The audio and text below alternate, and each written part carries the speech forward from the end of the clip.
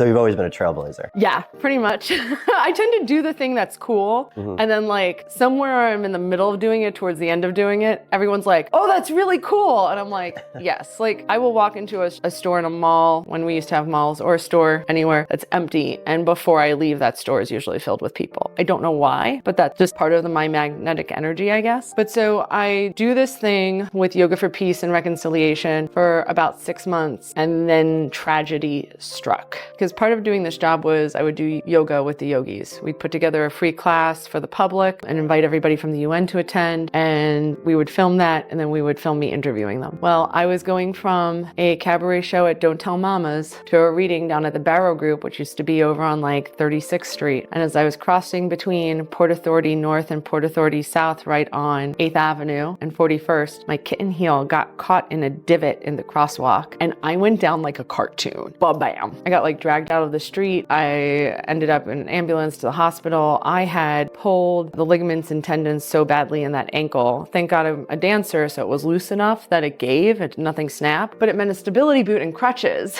which meant no more yoga. No. Which meant no more yoga gig doing Yoga for Peace and Reconciliation. So it was, what am I going to do next? And I saw the Commercial Theater Institute was doing a course, which that year was so cute. I was applying for the 2012 course, so this was 2011, and they had said 14-week plus 2-week course in Broadway producing. That's what I thought was cute about it. Do you know what I mean? I was like, extra 2 weeks, yay, which I was actually real grateful for. But how they advertised it was just like, that's so cute and cool. So I applied, and it was really expensive. And I was talking to the person I was dating at the time. I was like, if I get into this, I have no way to pay for this. But they said they take less than a third of the people who apply. So I was like, well, it's a long shot if I get it. And then I guess if I get it, we'll figure out the money, because I have no idea how I would afford this. And so I'm sitting at my day job, and I get a call, and I pick it up, and it was Jed Bernstein, who was head of the Commercial Theater Institute, calling to tell me I had been accepted into the program. And not only had I been accepted, but I was named the Frederick B. Vogel Scholar of the Year. And I was going to be given a full ride scholarship to the program. And my name was going to be engraved in the Tiffany Glass Bowl with the previous scholarship winners that sits to this day in the conference room of the Broadway League. And I was so happy when I got off that phone call. I cried at my desk.